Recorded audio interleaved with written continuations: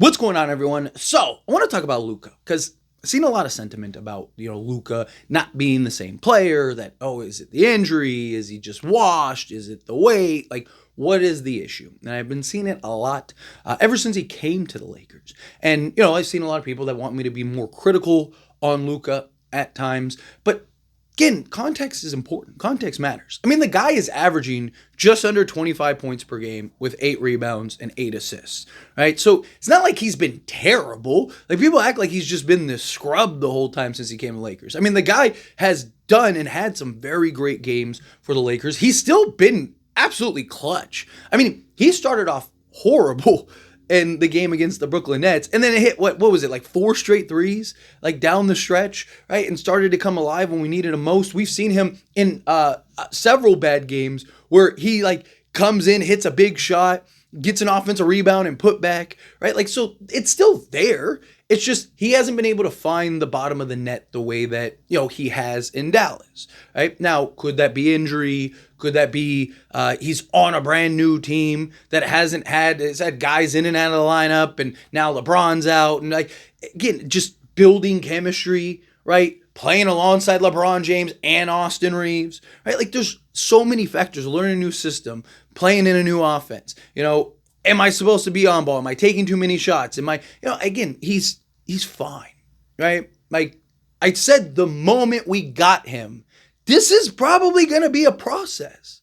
I mean, most stars get put together and don't win anything for a year or two. I mean, LeBron goes to Miami and they didn't win, right? I mean, we've seen teams. I mean, look at Phoenix. Like, there's a lot of factors that go in. It's not as simple as just putting guys together, right? Like the idea of, like, oh, LeBron and Luca, which has looked very good. Lakers just came off of an 8-game win streak, right? Which Luka was a part of most of those wins, right? Like, he's played 12 games. And again, is averaging 25 points, 24.5 points, 8 rebounds, and 8 assists. Like, I'll take that. It's not like we're acting like that's a bad stat line. Is Luka what he was in Dallas? No. Right? I will give that. He has had his struggles. He has had his issues. But again, he missed 6 weeks, came back, played, 2 games, and then missed another week because of All-Star break and everything, then came back, and then really came alive in that Denver game when we needed him most. And then you look at the Brooklyn Nets game. The entire system for the Brooklyn Nets defense was to stop him. They let Reeves, they let Gabe Vincent, who he had an awesome game. They literally said, we're going to let everyone else beat us but Luka. And yet, that's what happened. It worked, right? Because the Nets won. Lakers still had a chance to win that game. They still shouldn't have lost the game. That was a bad loss, in my opinion. Giving up 16 offensive rebounds and having 15 turnovers isn't helping the cause. But again, I think Luka is fine, right? You have, between now and the end of the season, come playoff time. What did I say as soon as the Lakers traded for Luka? I don't really necessarily care what happens in this window between the moment he got traded to the playoffs, right? I care about once we get into the playoffs, how does he start looking? How does he start shaping, right? Again, he missed 6 weeks. It's a lot of basketball. It's a lot of time to miss, to jump in, be on a new team, and have the Laker fans' expectation. Because let's be honest, like, we have this expectation, right? We have this, you have to be this type of player. But again, 25, 8 and 8, or 24.5, 8 and 8 is that like scrub numbers. It's better than like 90% of the league. I mean, that's ridiculous. All the offense he's generating, building the chemistry, building the relationships, right? Where was everybody else? Right? Like, look, I've defended LeBron when other guys don't show up. I have been critical. People point to, well, you're critical of Reeves, critical of LeBron, yes, because they've been part of the team for years now, right? Like Austin Reeves, I was critical of Reeves because we had 2.5 years of evidence of what he is, of what he's doing. So after that, it's like, dude, what's going on here? Why are you playing this way? Which, again, I've defended him recently. I've talked about, right? He came back from injury and he had a terrible game, and I defended that, right? When it's warranted, I will defend these players. When it's warranted to have criticism, I'll give the criticism, right? But Luka, again, context matters. Context is important when you're looking at these players. I'm not just criticizing LeBron just to criticize LeBron. I'm looking at the context. LeBron has been with this same team for years now, right? So he has the chemistry. He has the understanding. And usually my criticisms are like him taking ill-advised three. He's 0 of 8 and he keeps taking threes in the clutch, right? Like, it's like, dude, put your head down. We're trying to win games. Like, I'm not critical like, oh, LeBron had a bad game, right? Or LeBron had a bad shooting night. It's more of like the decision making. It's more of like, hey, he's doing this. Oh, he had 8 turnovers, right? He has the chemistry with the team. Luka's trying to figure stuff out. He just got put in a new team. Again, context matters. If Luka, next year is just absolute garbage and just playing the same way, then yeah, I'll be more critical. But it's hard to be critical of somebody with the context in mind, right? Austin Reeves, for a whole year, I defended Austin Reeves. Literally, the proof is in the pudding. All the videos are on the channel, right? Like, I don't delete videos. I don't do anything. Like, it's there. Like, I defended Austin Reeves to like my detriment at times, right? Dude, he's played a lot of basketball. He's done that. Like, he'll come back around. Oh, see, look, I was like, Austin Reeves stands now where it's like he has one good game and 10 bad games and they just like forget the 10 bad games. I was one of those people. And look, again, I've defended him recently because the last 20 games outside of this stretch, these last 3 games since he came back from injury, right? But before that, I was like, no, he's been really good. He had that like one dud and I was like, hey, like, it's fine. I don't mind a bad game here and there. Again, context is important. Context matters. I'm not just going to jump on Luka when he's been good. He hasn't been transcending great, but he's been good, right? Like, even last night, he had a 22-point triple-double, and the entire game plan was to stop him. And he still had a 22-point triple-double, right?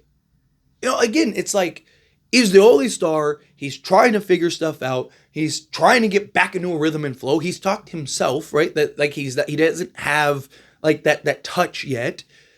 But he still came up clutch every time we need him to come up clutch. He's hit big shots and had big moments and, like I said, offensive rebounds and putbacks and stuff. I'm not going to get on him 12 games after getting on a brand new team, right? Having missed 6 weeks prior to him being on a brand new team, him still dealing with nagging it. Like, again, there's so much going on right now. It wasn't like we just missed LeBron. We didn't have Luca. We didn't have Jackson Hayes. Jackson Hayes, like, Luka gets like half of his assists from Jackson Hayes alone just because he's a lob threat. And he collapses the defense. He throws up the lob. Jackson Hayes has been very important for Luka, right? So you didn't have Dorian Finney-Smith. You literally didn't have 4 of your top 6 players, 5 players, right? You didn't have LeBron, who's, 1A, 1B with Luka, right? That alone is a problem, right? Then you don't have Dorian Finney-Smith, who's your best defender, dirty work player. You didn't have Jackson Hayes, who is your interior presence and, lob threat and all that stuff, right? You didn't have Rui Hachimura, who's another guy that's a big, physical, sizable center or forward that can play the center spot for you so you can go small ball. And also, oh yeah, by the way, get you 20 on any given night, right? Like, again, context is important. And Brooklyn's entire defensive scheme was to trap him, double team him, get the ball out of his hands, right? That's everyone else's job. Right? If that happened with LeBron, what would everyone have said? Oh, hey, man, their entire defensive scheme was to stop LeBron. Why are we being critical of LeBron? Again, usually if I criticize LeBron, it's warranted. He had 10 turnovers in a game, and they were just ill-advised turnovers. It was him forcing stuff. I since have even talked about how LeBron has been much better in that department. Right? He's taking care of the basketball better. He's not making those silly passes that he was making earlier in the season. Right? When it got corrected, I came and defended it. And I came and talked about it. Right? Because again, context is important. Situational awareness is important. Luka has been fine. If Luka is just a 25, 8-8 guy, right? That's great. That's fine. Like, I understand that's not like the transcending, like, dominant player. But let's wait and see how this plays through. It's why I talked about it the moment we traded for him. There's going to be a learning curve. There's going to be hiccups. There's going to be moments where he doesn't look great. There's going to be moments where the Lakers don't look great. The thing is that the Lakers look great right out the gate, and now the team's falling apart injury-wise. Knock on wood. Hopefully that doesn't continue. We got wood right here, right? And then Luca is now trying to navigate that and figure that out on top of learning new systems, trying to be on ball, off ball, in between, right? Like, it's a process. We got to let things develop. I care more about what does this look like come playoff time. As Luka figured it out, as he gotten his legs under him, right? Because then what happens if playoffs come and now he's a 33, 9-9 guy and we win the championship or we make it to the finals or something like that, right? Like, we're all going to be like, oh, well, he was terrible in the beginning. Like, again, like, let things develop. We got to allow, like, things take time. I know we're not like the super patient, like, let's wait it out type fan base, but that's what we have to do. I said it the moment we traded for Luka, that this is going to be a process. It's hard enough to add a star at any point, right? In the beginning of the season, towards the end of the season, whatever. It is hard to add a star, right? I've talked about it. Dorian Finney-Smith came in and immediately made an impact and was everything we needed and then some. Why? Because he's a role player. It's like, hey, everything you've done your entire career? Yeah, just do that here. And he was able to plug in and do exactly that. And it was great. And he's still great, right?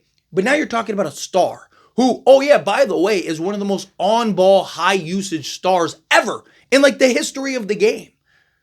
That's an adjustment in and of itself. Everything's a process. We have to be patient. We have to allow things to develop, right? Oh yeah, and by the way, we added him right at the trade deadline, or 2 days before the trade deadline, and he missed time from that, and he just got in the thick of it, right? Like, literally, you had like 30 games left by the time he came back. Like, what do you expect? Like, it's going to be a process. It's going to be a hiccup. That's why I said we have 30 games to figure it out. I'm not worried about, game 12 with him. I'm worried about game 1, right? But anyway, as always, this is a discussion. Pass question on you. Let me know your thoughts and opinions down in the comments below. What do you think? I feel what are your thoughts? Do you agree with my points? Do you disagree with my points? You're kind of mixed in the middle. Again, I said the same thing about JJ Redick early in the season. People wanted me to be more critical of JJ Redick early in the season. I said, let's wait and see how things play out, right? I say it all the time. I've said it probably 3 or 4 times this season, and I've been rewarded each time with my patience, right? I defended Rob Pelinka earlier. I said, hey, let's wait and see what the end result is. People were screaming at me to be critical of Rob, and he hasn't done anything and da-da-da. And I was like, hey, let's wait and see. If come trade deadline he doesn't do anything, then we'll talk about it. And he went and got Luka, right? Like, again, context matters. Things are important. Let's be patient. Let's see how things play out first and then evaluate in time. Again, I'm critical of LeBron. I'm critical of Reeves. I'm critical of Rui. I'm critical of the guys that have been here. I'm critical of the guys that have stuck around and know their role and play their role and do that stuff. Luka's still trying to figure that out. But anyway, again, however you feel, let me know down in the comments below. That being said, if you haven't liked this video, hit that like button. Helps me a lot. So we enjoy these types of videos, and I truly appreciate it. Not subscribe to the channel, hit that subscribe button. Turn on the bell notifications. Appreciate y'all. See you in the next one. Thank you.